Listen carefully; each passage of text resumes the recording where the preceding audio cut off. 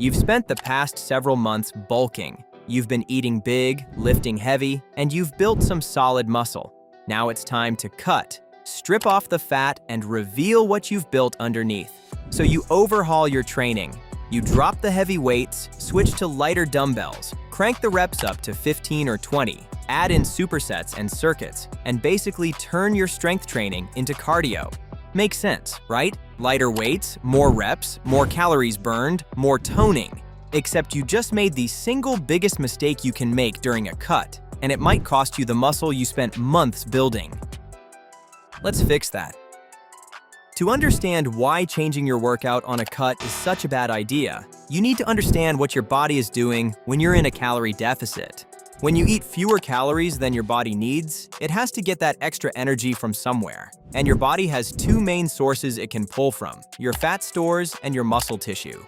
Now, you obviously want your body to burn fat and leave the muscle alone. But here's the problem. Your body doesn't think like that. It doesn't care about your physique goals. It cares about survival and efficiency. Muscle is expensive. It takes a lot of calories just to maintain it. From your body's perspective, carrying around all that muscle during a period of limited food is a liability. If your body decides it doesn't need that muscle, it will happily break it down and use it for energy. It's more efficient that way. So how does your body decide whether to keep the muscle or get rid of it? It looks at one thing: whether or not you're still using it. When you go to the gym and lift heavy weights, weights that genuinely challenge your muscles and push them close to their limit, your body gets a very clear signal. We need this muscle. It's being used for something important. Don't touch it. That signal is what protects your muscle during a cut. Heavy loading tells your body that every pound of muscle on your frame is there for a reason and needs to stay. Now think about what happens when you switch to light weights and high reps. You drop from squatting 225 pounds to squatting 135 for sets of 20. Your muscles are no longer being asked to produce anywhere near the force they're capable of. And your body notices. The signal changes. Instead of "we need all this muscle to handle heavy loads," the message becomes "we only need enough muscle to handle 135 pounds." And your body starts adapting accordingly. By breaking down the muscle it no longer thinks you need. This is why so many lifters lose a lot of their muscle after a cut. They didn't just lose fat. They lost a significant amount of the muscle they worked so hard to build because they stopped giving their body a reason to keep it. So what should you actually do with your training during a cut? Keep it almost identical to what you were doing while bulking. Same exercises, same heavy weights, same intensity. Your workout on a cut should look nearly indistinguishable from your workout on a bulk.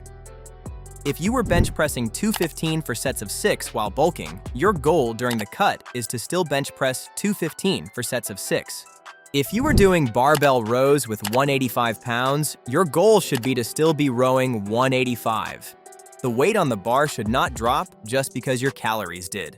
Now, will it feel harder? Absolutely. You have less energy, your recovery is slower, and some days, the weights will feel heavier than they should.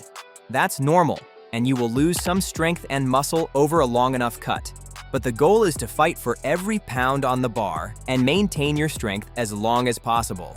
That being said, there is one adjustment that does make sense during a cut. You can slightly reduce your total volume. If you were doing 5 sets per exercise while bulking, dropping to 4 or even 3 sets is perfectly reasonable, especially as the cut drags on.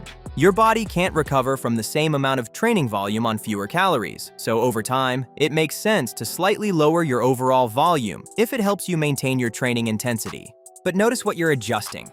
You're reducing the total number of sets, not the weight. You do fewer sets, but every set is just as heavy and just as intense as it was before. That's the trade-off that preserves muscle. Think of it this way. During a bulk, the weight on the bar builds muscle. During a cut, the weight on the bar protects it. The tool is the same, heavy loading, but the purpose shifts from growth to preservation.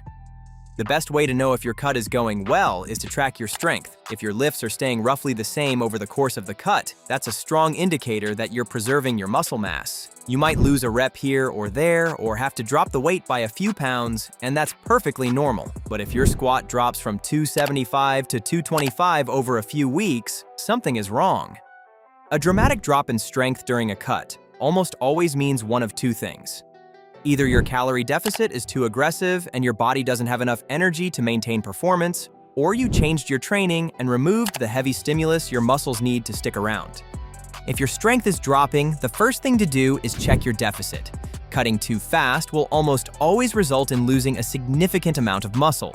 If you're losing more than 1% of your body mass per week, you're cutting too aggressively. Slow it down, eat a little more, and give your body the resources it needs to hold on to your muscle. And if you did switch to lighter weights and higher reps, switch back. Go back to the same program you were running before your cut. Your body needs the same stimulus to know that the muscle serves a purpose and is still needed. A lot of lifters switch to high-rep training during a cut because they think it burns more calories. And technically, a set of 20 reps does burn slightly more calories than a set of 6, but the difference is negligible. You might burn an extra 10 calories per set on the heavy compound movements. And on your isolation work, it's probably less than that. Over an entire workout, switching to higher rep training might only add up to 100 extra calories. The fat loss comes from your diet and your cardio, not from your weightlifting. So sacrificing heavy loading, the thing that actually protects your muscle, for an extra 50 or 100 calories burned is one of the worst trades you can make. To make sure your strength is holding up throughout your cut, use Bench. Bench is free to download and use, and it keeps a complete history of every set of every exercise you perform, so you can view your lifting history during a cut and immediately see if your strength is trending down.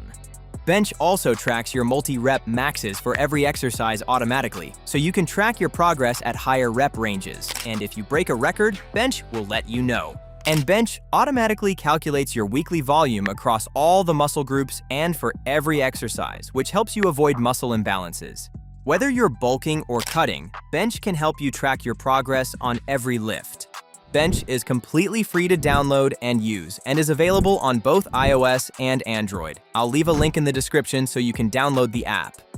Thanks for watching. If this video helped you, hit the like button and subscribe for more videos like this.